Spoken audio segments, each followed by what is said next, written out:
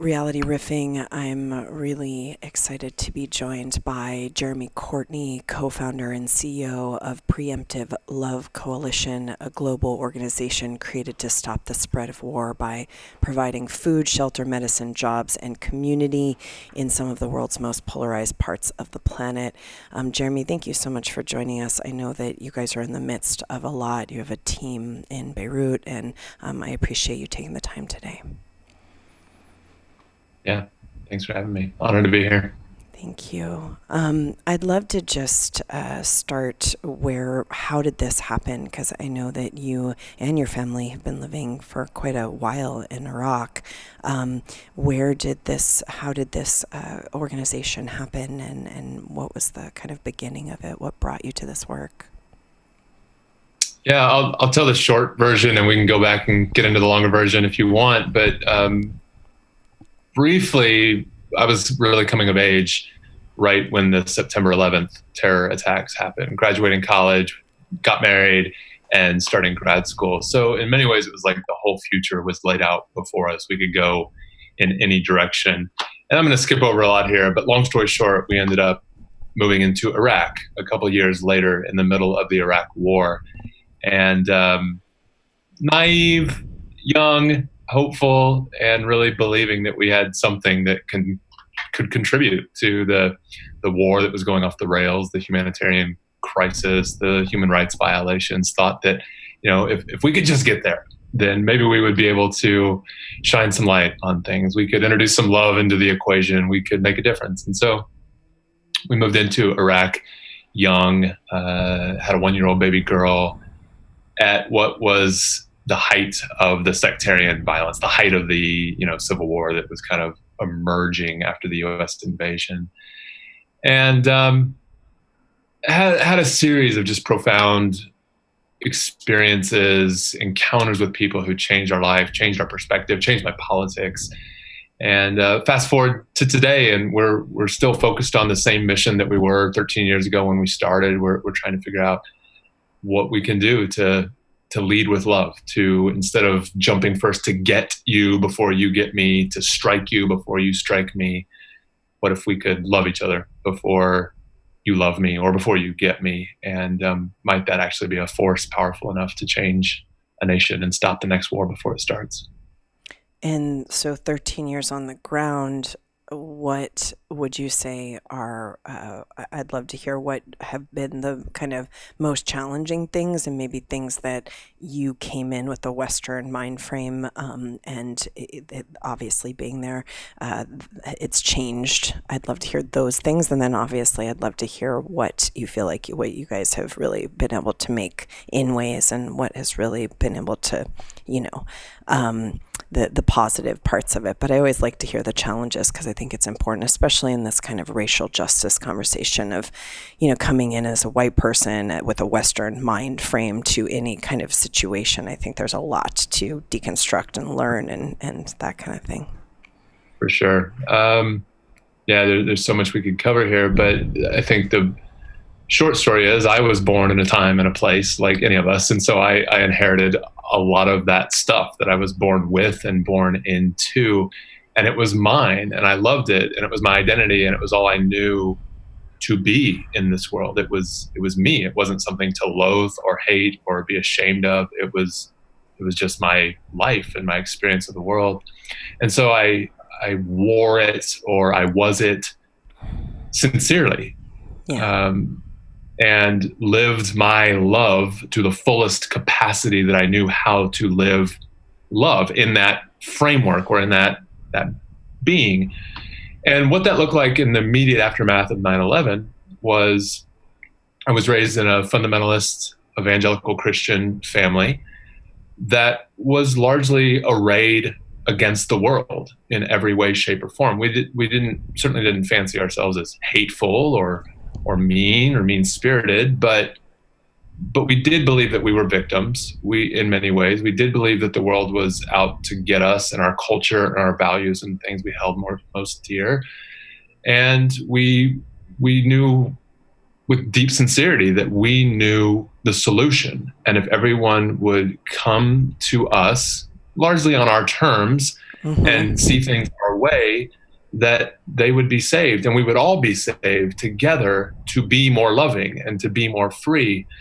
And so that's some of how I launched out into the world after 9/11. A lot of my friends grabbed guns and they wanted to go kill Muslims.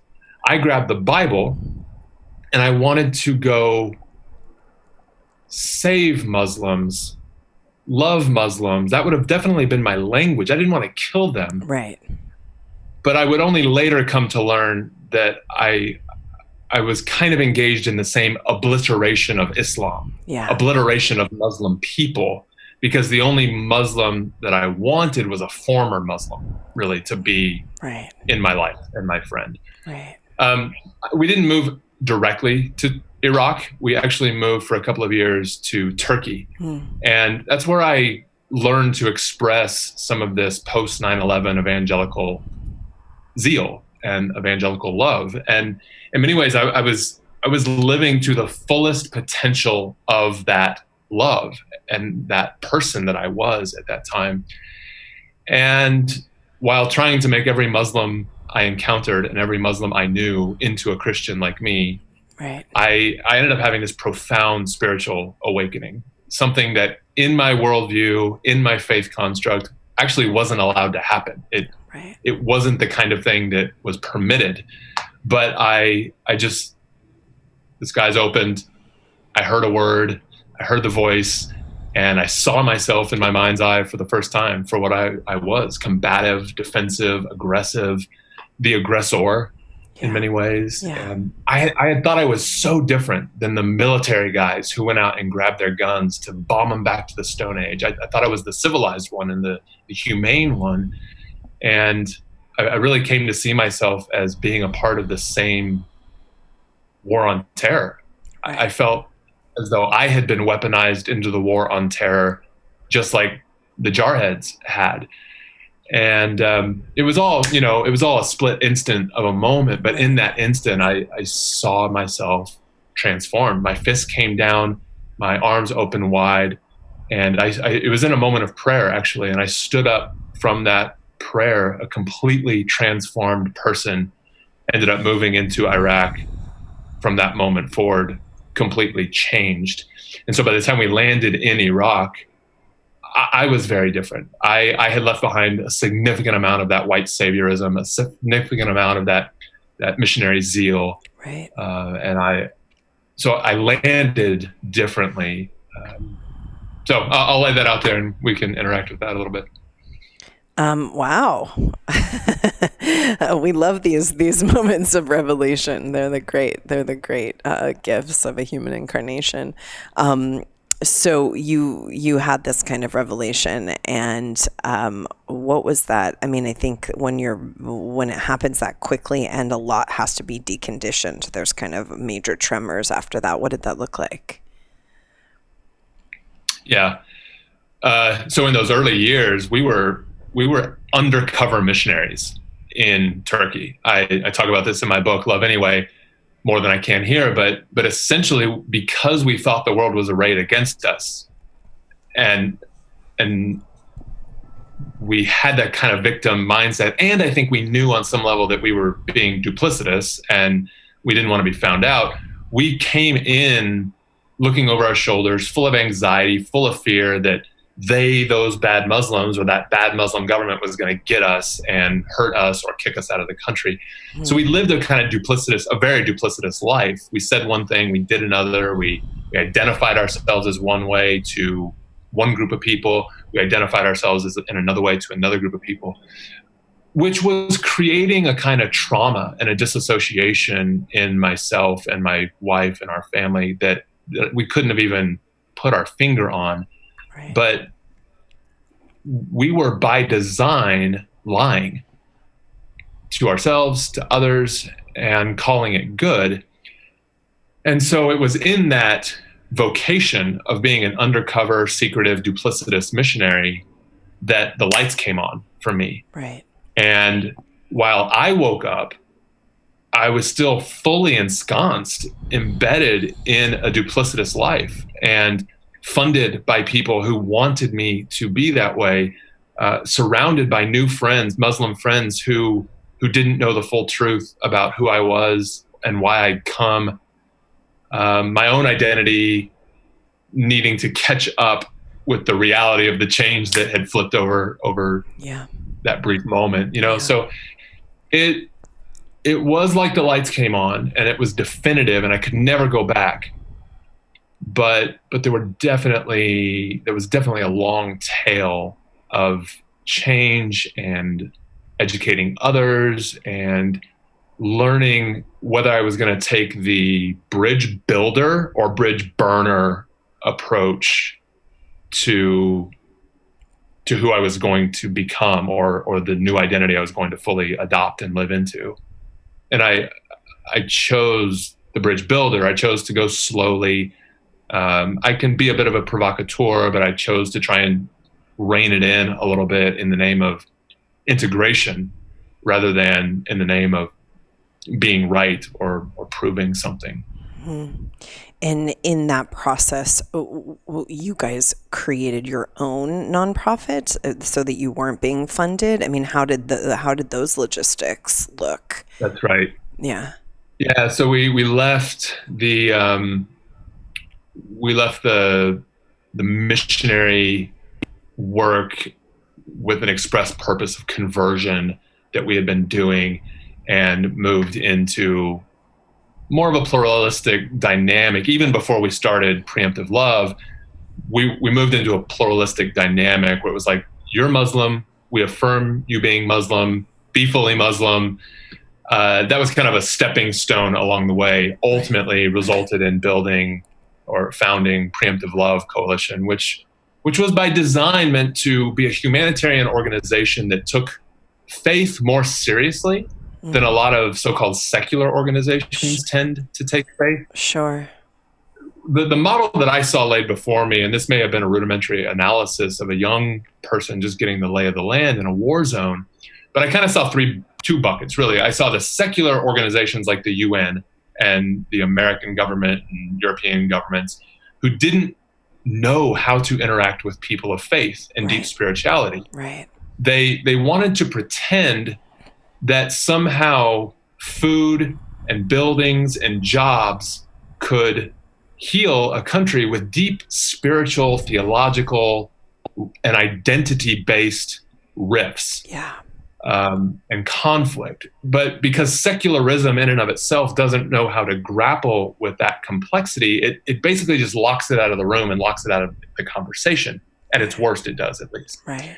On the other hand, you've got the evangelical, missional, zealous organizations, whether they be Muslim or Christian or of whatever stripe, who basically say, we are this group, we wear this t-shirt, this is our identity, and this is the name in which we come, which in and of itself tends to be exclusive and locks others out of the room and can create a kind of lording over experience when you're bringing the love, the food, the money, the grants, the power. Right. It creates a power imbalance in poor and desperate, marginalized people that is not always a good fit for true reconciliation, power sharing, and peace.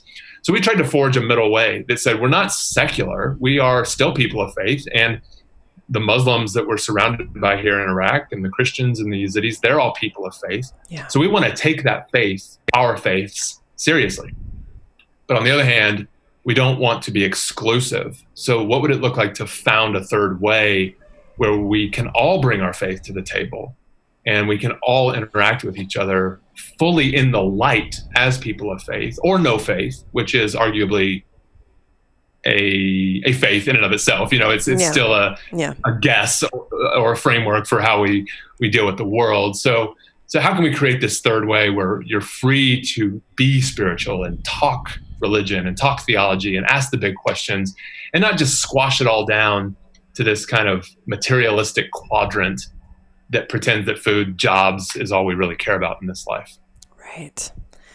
Fascinating. I mean, I really, this is a lot of bells ringing for me just because, you know, we, the way that culture and civilization and priority and value is the reality of that is what religion really was, created for, is to create a reality imbued in our everyday life. And so you can't separate these things, especially for cultures and countries and places where they've never been separated before. I mean, the experiment of some of the Western world has been to separate it, and you could look at what's happening right now and wonder whether it's working or not. I have a question that I think is just very important, because you're seeing a lot on the front lines that most people who are listening to this have never seen, or very few of them have seen. And so I'm curious, what have been some of the surprises, learnings, and things that have come living and working in a war zone over these years?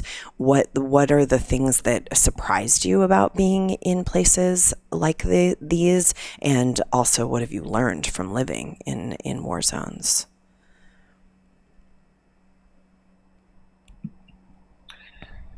Yeah, so much. People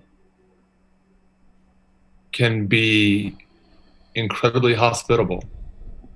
We knew people could be incredibly evil when we set out on this journey. In fact, the evil of humanity was largely the catalyst for leaving home, and the reason, not just the catalytic moment, but really the missional reason for why we would undertake such risk. We wanted to solve the evil. Right. I mean, a lot of us agree that there's evil and there's good, but it kind of depends on where you put the accent. And in those early days, we were putting massive accent on the depravity of humanity. And I think, ironically, or very much to my surprise, as I've drawn ever nearer and deeper into the evil, I mean, to be on the front lines of the fight against ISIS week in and week out, knowing what they were doing to friends and strangers and family members alike in their lives and in our lives, somehow the nearness to that evil and their evil only did more to reinforce how deeply I experienced and felt the goodness of humanity. And I don't know if that's everyone's experience, but it was mine, that the closer I was, the more the bombs, the more the bullets, the more we dodged, the more we pressed in, there was deep trauma and deep fear and things that I had to work through for a while. But the net upshot of it all has been just an overwhelming and profound gratitude for the hospitality and kindness and risk that I've seen people take for other people. Yeah. I didn't have a framework for that setting out. I thought there's only a certain kind of Christian that lives such a love. And I don't believe that anymore. I've seen it too many different ways, across too many different countries, across too many different sexual identities and gender identities and religious identities and politics. It's something common to us all if we have eyes to see it, tap into it. Yes.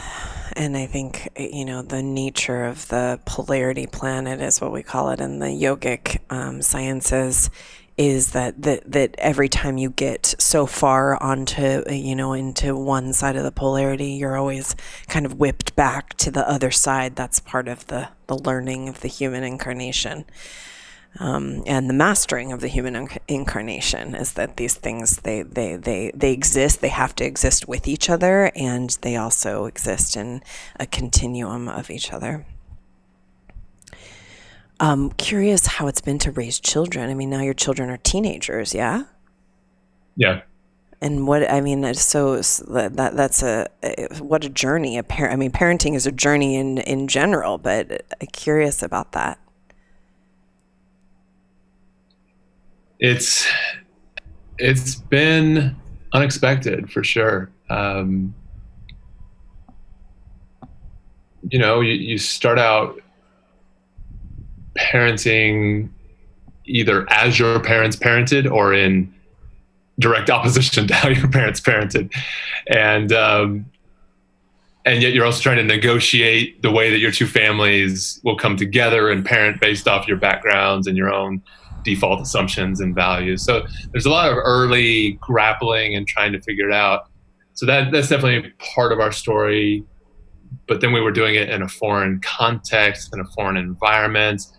Obviously, we were doing it for a while there with massive faith and worldview tremors happening in us and around us. And then you add the kind of humanitarian conflict and complexities that have been at the center of the world's attention for really much of the last decade. And our kids are very sharp and very aware of the power of words, the power of identity. And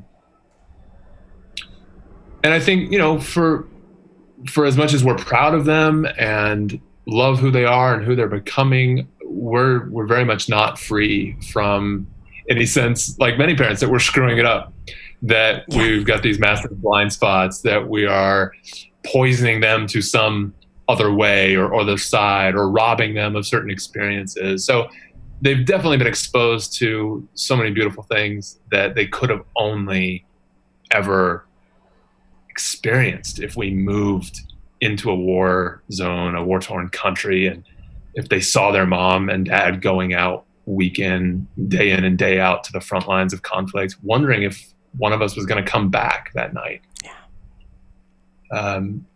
That's profound. And I think it's been profound probably in unnamed trauma that is still yet to be identified and understood and dealt with. And it's been profound in terms of unknown wisdom that may not be fully unlocked until later in life as well. Yeah. So your team has grown quite a bit. I know that before we started, we were talking about your team on the ground in Beirut. Before we go there, just want to hear about the development of how many people are working with you guys now and what that looks like. Yeah, so we've been on a big growth trajectory over the last number of years after working for probably about a solid decade, quietly, under the radar, just faithfully showing up every day, doing the work.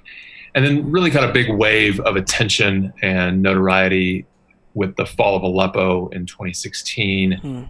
And have just been on a steady growth trajectory since then. So as we sit and record this today, we're in the 120, 130 person range right now, probably all around the world. We've got active work in Iraq, Syria, Mexico, Venezuela. Those are the major theaters that we've been involved in for a while. As we sit here, we're 24 hours out from the massive twin explosions in Beirut yesterday now. And it's just been an unfolding crisis. We've got team and staff in Beirut. We are in Beirut ourselves regularly. So we love Beirut. We know Beirut. And we've been listening to our team on the ground say that Beirut itself is falling into an economic crisis and possibly the early stages of civil unrest. They've been telling us that for months. Yeah. And then suddenly yesterday, we have these twin explosions that end up what we think now is displaced 300,000 people in a second. Yeah. 300,000 people lost the security and shelter of their homes. So we've been working for the last 24 hours urgently to stand up a kitchen so that we can serve about 1,000 people a day right now. with the food that they need urgently. We're already talking about opening up a second kitchen in another location, and working with various civil society actors, government, UN coordination to make sure that we're plugging whatever holes that we can, and just helping people survive. What seems clear is if we don't collectively, the world and Lebanese society that can, if we don't fill this gap, if we don't come into this vacuum, all the table is set. What our years at war and our experience in numerous conflict zones all around the world tells us is that the table is set now for this to turn from an economic crisis with a accident that was brought on by corruption and mismanagement to now turn that into a full-blown civil war potentially over the next 6 to 12 months if we don't really shore up the well-being of the vulnerable right now. So that's where all of our attention is for Beirut. Yeah. In the last 24 hours. And I think, I mean, I've been watching the Lebanon economic crisis over, the past at least 6 months. And could you give a little bit of context? I mean, I think part of the issue that we're facing in so many different ways is that ultimately, especially the young people, their context for history and geopolitics and everything that is kind of, I think, important to be a real global citizen, is either skewed by kind of the intake of social media and kind of whatever all of that looks like, or they're just not getting these contexts of how these things start to occur over kind of periods of time. Syria being a great example, Iraq being a great example. Could you contextualize a little bit for those who have not been following this, and so that they can kind of understand this Lebanese crisis that's happening?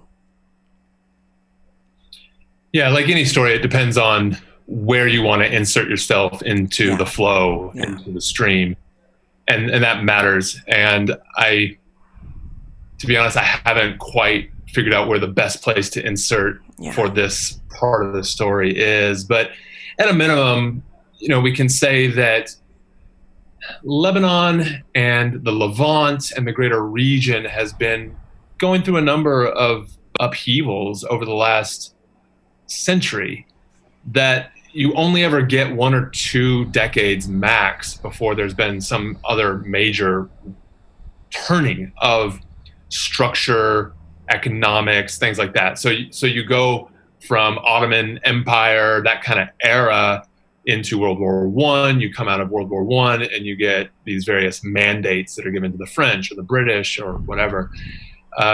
That kind of stands as an era over the last century.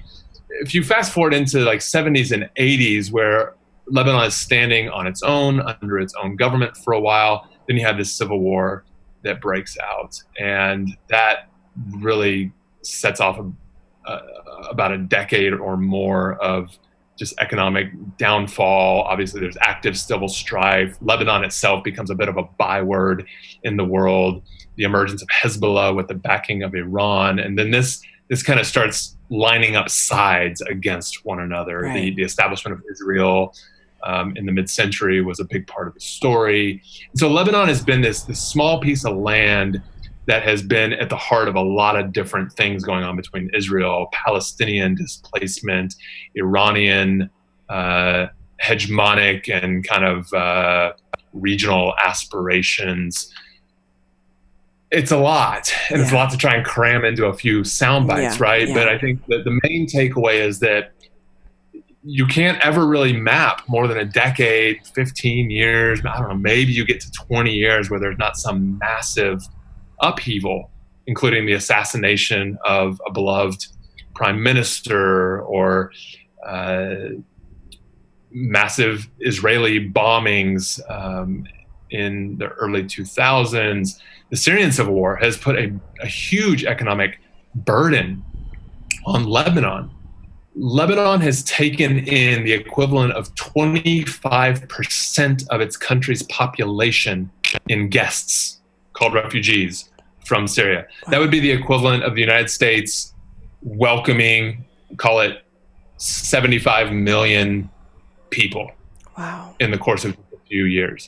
So if our whole population swelled by 75 million people, that's what it's felt like to be in Lebanon over the last years of the Syrian civil war. Then you got corruption, you've got a kind of sectarianism and a kind of governmental structure that guarantees this seat to this group of people and this seat to this group of people and this seat to this group of people, that can really, in my opinion, foster and foment sectarianism rather than foster and foment a kind of healthy nationalism that says we are Lebanon, not we are the parliament and you are the presidency and we are the, whatever. So the governmental structure that was set up coming out of the mandates era, I think was in my opinion, it hasn't necessarily contributed to the healthiest society that possibly could have been forged afterwards, because it somewhat failed to forge a macro Lebanese narrative that could have survived some of the sectarian predilections. So it's a lot. I can't spell out exactly how the currency fell and all that, but I can try to throw a lot at the wall and just show how messy and complex it is right now. Well, I think also for people who are in a Western mind frame, or they've lived there most of their life or all of their life in kind of a Westernized experience, I feel like these things are more and more important to understand some of the sectarianism that's happening in the United States, and some of the other, some of the political things that we're facing that are really unprecedented in a certain way, or let's say they're coming to a head. You got to look outside and look at how these things have been developing in other places, and including, kind of the socialist experiments in Venezuela and just all this. I think it's important and very timely for anyone, no matter where you live, to understand this stuff and pay attention. This is kind of global citizenry, in my opinion. Absolutely. And I think one of the great takeaways that we have from our years at war is we will only rise to the highest level of identity that is held out for us if your leader is only capable of saying, we are Shia and they are not, then it puts a ceiling on your empathy. It puts a ceiling on your capacity. It goes back to where I was in my early days launching out after September 11th. I was living the absolute fullest expression of love that I knew how to live. Right. And I am not ashamed of that guy, because I was the most loving, the most caring, fundamentalist, evangelical 20-something who wanted to convert all the Muslims that I knew how to be. Yeah. Thankfully, that guy carried inside him this guy and gave birth to this guy. But that kind of identity exclusivism and rejectionism, it can put a cap or a ceiling or a lid on our love. And what we need desperately are leaders who will hold out to us, who will affirm to us, your identity matters. And there are layers of identity, and there are higher orders of being where you can be both evangelical and human, both Shia and human. You can hold the one, you don't have to reject it, but you can more fully embody the bigger category, the bigger place of belonging. And the easy thing to do is to be a rejectionist. Right. The easy thing to do is play identity politics and take the quick win. The hard thing to do is to resist the headwinds of cancel culture and protectionism and get mine before you get yours, and to live a life of preemptive love. Yeah. That's hard. It's hard. worth laying down our lives for, because if we don't, we're going to balkanize each other into oblivion. Yeah. I think that if anything, 2020 has, maybe, if people are paying attention, given us is that, a lot's on the line around how much we're willing to open our hearts, open our consciousness, open our resources, open ourselves to a new vision of humanity on planet Earth. I mean, this is real. This is not a test. This is real. It is a test, but it's also real. And that what's on the line is massive. From really from Earth being able to handle a civilization of humans, all the way to every other piece of kind of the creature comforts that everyone either has or has not, but that's part of what we're dealing with. And so this is a big moment, I feel, and obviously in all the kind of spiritual traditions, this time has been prophesied. It's been, I think, also in different ways in Christianity and other religious traditions as well. So it's a very important time.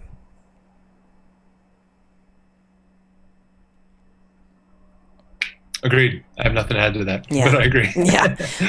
So I'm curious, where do you feel like you guys have made the most headway in terms of preemptive love? Where do you feel like things are working, and where are you wanting to kind of grow, or what's the vision for the future? But I'd love to start with what do you, in terms of you guys' programs and what you're doing, what's really working?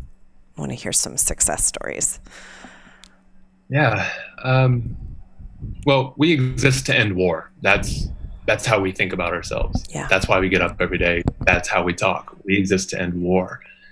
We don't have to end every single war to be successful. We know that we can't do every single thing imaginable that leads to all wars, but we really believe there are things that we can do. We've studied the trends, we know some of the research, and violence spreads like a disease. This was true before anyone was talking about COVID, but there are epidemiological models that show that violence spreads like a virus does in many ways. And so our theory of change and the way we do our work is largely about stopping the spread of violence. It's about containing the outbreak. It's about protecting the vulnerable. And it's about changing the norms that lead to spread. So how we talk about that is changing the behaviors and the ideas that lead to violence. And if I had to point to one thing, I mean, I could talk about the way we're reinventing the way relief is delivered and the way we're trying to work on unmanned aerial drone delivery so that we can reach into pandemic affected places and deliver aid where no one else can go, or how we can get into a place like Mosul or Fallujah to get aid to people when a group like ISIS has taken over. I can talk about how we're trying to reinvent the way refugees work so that they can work with nothing but a smartphone when they're on the run for their lives and living out of a tent. And we have big impacts in those spaces. But the thing I'm most proud of and most excited by, and I think is most germane to this community that you've curated here and formed, is that third pillar of work where we talk about changing behaviors and ideas that lead to violence. We broadly just call this our community work. And it's infused in everything we do. And it's that philosophical side of what we do, where we're bringing together a community who can at once embrace their identity, political, sexual, gendered, religious, all that, but also learn to hold it in such a way that is inclusive and genuinely empathic and curious and willing itself to be transformed into something new. That's how we talk. That's what we work to do, even as we're delivering food, even as we're creating thousands and hopefully soon millions of jobs across the planet digitally. The thing that we think is arguably most at the heart of it all is do we have a place for each other? Yeah. Do we have a worldview and a framework that is inclusive of each other? Because if all we do is hand out a lot of food and create a lot of jobs, we might just be empowering people to further kill each other. Right. And I think it's imperative that we be able to ask and engage in life's big questions as we do tactical programming like food, shelter, and job creation. And I think, frankly, is one of the things that is most missing from charity work and global humanitarian work anywhere you look. And I think it's what sets us apart. Is we're super smart and super tactical, and we know how to operationalize when two massive explosions go off. We can be on the scene immediately and stand up a kitchen. But we're not just going to hand out hot food. We're going to affirm people for who they are and help them affirm the person next to them for who that person is, and try to forge something even deeper before all is said and done. And when you're on the ground, what does that look like? I mean, how are you guys going about that? Some of it comes through building diverse teams and ensuring that Muslims and Christians in a place like Iraq work together, Sunni and Shia, Kurd and Arab. The queer community and the cis-het community work together to serve those who are vulnerable in a place like Mexico, where we've got a lot of work going on with LGBTQ migrants there. So forging diverse bonds and diverse friendships and diverse teams, so there isn't that power imbalance, there isn't that lording, magnanimous kind of lording over, I came here to save you, which can be intended to be loving, but it can actually have an othering and alienating kind of effect when all is said and done. So that's a really important part of it. The next level and next order stuff that we're working on is more ongoing community type engagement and discussion groups, or what we just call community groups. We call them Love Anyway gatherings. And Love Anyway is our program that basically says, you might be this and I might be that, and the world might be scary as hell for either one or both of us, but we are coming together in this group to love anyway, to love each other anyway, to dare and risk affirming that your history, your culture, your experience, your people, they matter. And I've got a lot to learn, and I'm not in your skin and you're not in my skin, but we do hereby come together to love anyway. And so this is the program that fuels us to say we're trying to build the largest, most diverse community of peacemakers on the planet. And the digital side of connecting people is part of it, and then the face-to-face side of asking people to step toward the thing or the person that often scares them most is a part of it as well. And how does the digital side work? Well, honestly, we were fairly opposed to digital for a while, believing that the digital would at best be a marketing tool, but that this had to be carried out in person, that real change, real community is best forged when we're in the same neighborhood and we know the streets together and we know what our community is going through. And then COVID hit, and it wiped out a lot of our face-to-face work and wiped out a lot of our theory of how this would best function over the coming year. And so we dared dabble in the digital, and what has emerged has actually been a faster uptick of people, I think, willing to venture near to someone who's different than them. Because at the end of the day, you can't really hurt me through a computer screen except with your words, except with how you view me and criticize me. But at least I will be physically somewhat safe, and I can just shut the lid if I feel too scared. And I think that barrier, the thing that is a barrier and makes me feel a little bit safe, has also become a bridge that has allowed us to connect with someone that I wouldn't maybe otherwise go near. And we are now pouring a lot of resources into seeing if our theory of change was just wrong. And maybe we need to digitize all of this in every language all over the world. And maybe once we do it well online, we'll all feel a little more emboldened and equipped to venture offline as well. Interesting. And because one of the things I think is like problematic about the digital space and trying to get into these spaces in between, these marginalized spaces and war zones, is that the capacity to get online is also problematic. Are you guys dealing with, I mean, how are you dealing with that? I mean, obviously, we're not going to reach the absolute poorest of the absolute poor. Yeah. And I mean, we just kind of take that as a given right now. Yeah. And increasingly, smartphones and access to Facebook, or at least WhatsApp, is a very, very common thing across even the people that you might have once considered poor, or by other metrics might be considered poor. And so you can be cash poor, you can be house poor, or in a rudimentary shelter, but you could still have a smartphone. Right.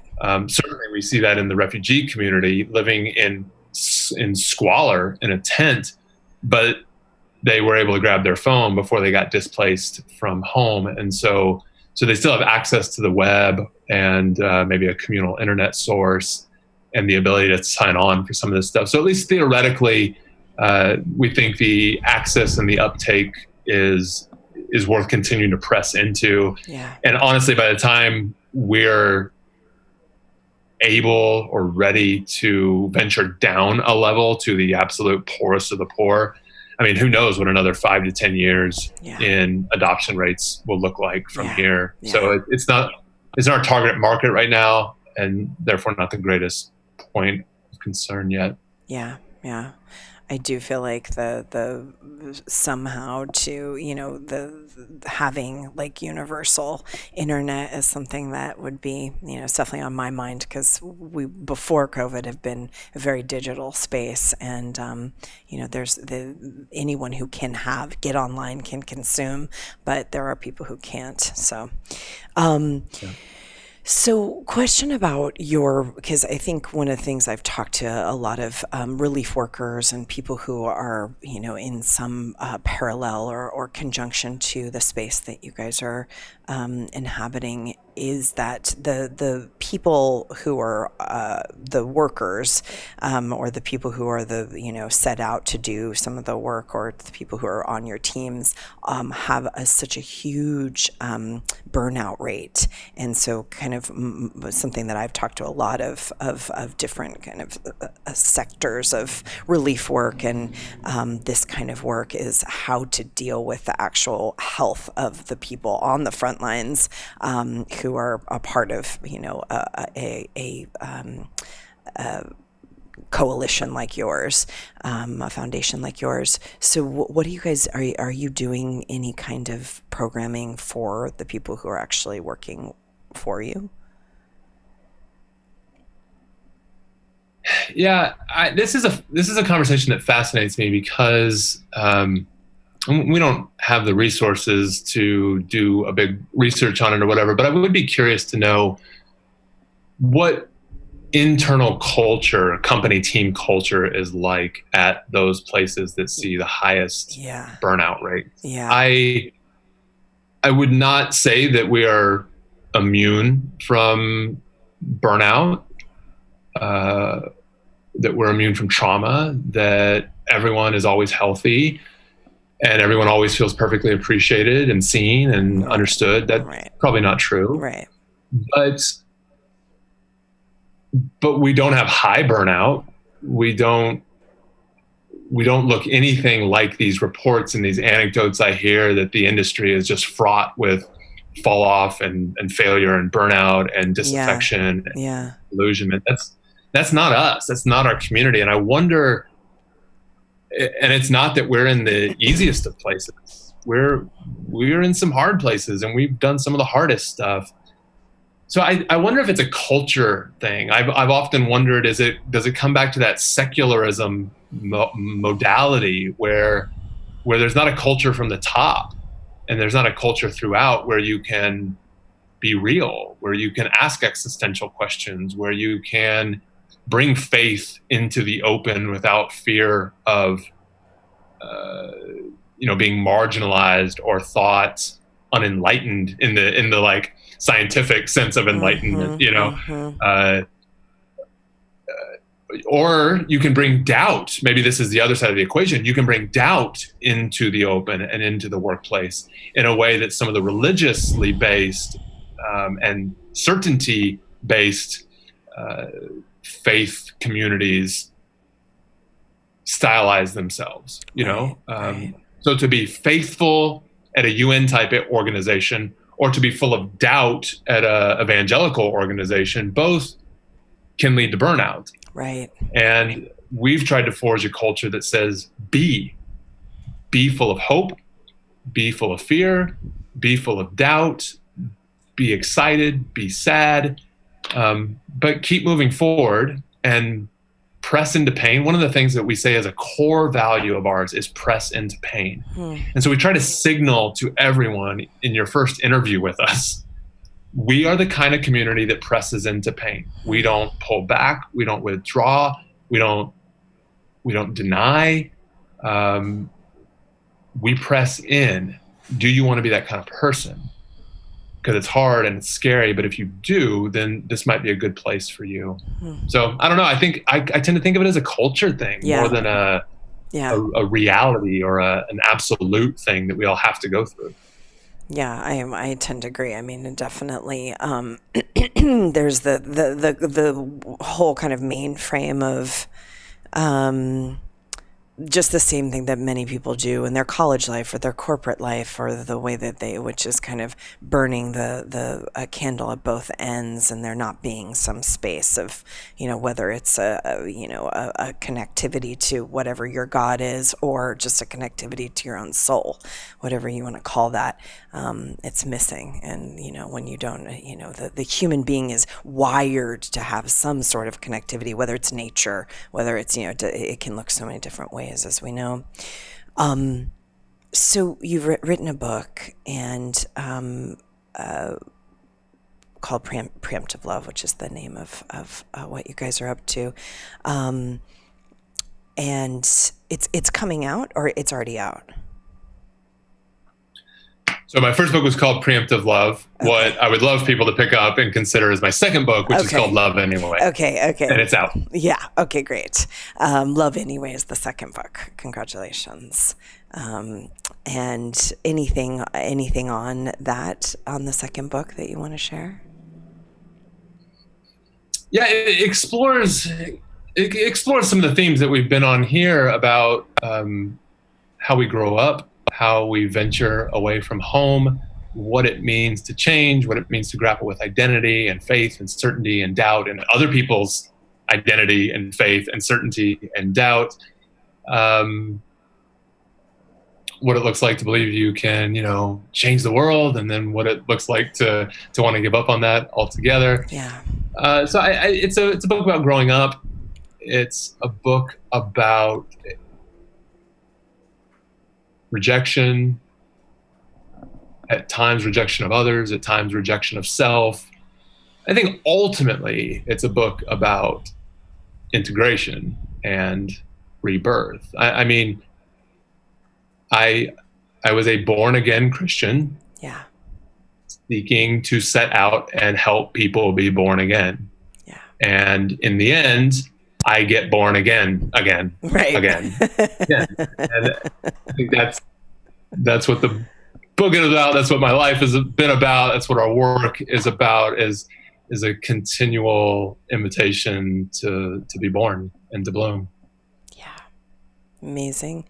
And I know that people right now are going to hear this and want to somehow be able to connect and to support, obviously, your team that's on the ground in Lebanon and just in general. So how can people engage, support, and just be a part of this movement? Yeah, I mean, if you're listening to this relatively within weeks, months, a couple months or so of the release date, we are in Beirut, Lebanon. Lebanon is obviously in an ongoing crisis that is not going to be over in any measurable way within the next 6 months. Yeah. So we are in Lebanon. We are committed to Lebanon, and we will still be working. So we desperately need your support. Lebanon was not on our list of places to roll out full programming this year, but because we have a team there, because we love it, and we love our people, and we love their homes, and we're in. And so this wasn't in the budget, and obviously this wasn't in the budget of the 300,000 people who lost their homes and are at risk of going hungry right now. So we're doing all we can to respond. The single greatest thing anyone could do right now, if you have capacity, is to join us as a monthly donor. That helps give us some visibility on what you're willing to give this month, and you're making a commitment signaling that you'll be willing to give it next month and maybe the month after that. And so that'll help us provide food immediately, but it also helps us start planning for the day that we can start helping people rebuild their businesses and get people back on their own 2 feet. And then they can start, earning money for themselves all over again. And then we move on, to the next neighborhood or whatever. So monthly donors give us so much stability in our mission to end war. It helps us use the money where it's needed most. And we really need it in Beirut right now. So Preemptive Love is the organization. Preemptivelove.org is our website. Preemptivelove.org/Beirut is where you can go immediately to get involved with our work in Beirut, which is at once rebuilding the lives and the homes of 300,000 people who were just displaced in an instant, and helping us avoid this turning into a full-blown civil conflict over the next 6 to 12 months. If people go hungry and homeless, they will push back on their disaffection. They will have to act on it, and we have a window here where we can try and stave this off. And I think we can do it together. So preemptivelove.org/Beirut. Would love to have you join us as a one-time giver, or monthly if you at all can. Will be a massive benefit and blessing to us. Amazing. And we'll blast that out on all of our platforms. I really love talking to you, and I can't wait to talk to you more. It's been just a really beautiful experience learning and sharing with you. Thank you for everything you guys are doing. And can people follow you? Is it at Preemptive Love on social channels as well? Yeah, Preemptive Love across all socials, and I'm on most of them at J Court, Instagram especially. I haven't been real active recently. I've been really focused on You're busy. this other work. You're busy. Yeah, Jeremy Courtney. So thank you. Okay, great. And we'll share all of that, as well as this new book, Love Anyway. Bless you guys, sending all my prayers to you and your team. And thank you so much for what you're doing on the planet. Thanks. Appreciate you. Thank you, Jeremy. Peace. Thank you so much for listening to another episode of Reality Riffing. These are conversations that I think are important with people who are doing great things in the world about subject matters that need to be discussed. If you enjoyed the content, the conversation, please feel free to share with your people, share with your friends and family, rate the podcast below, and also subscribe.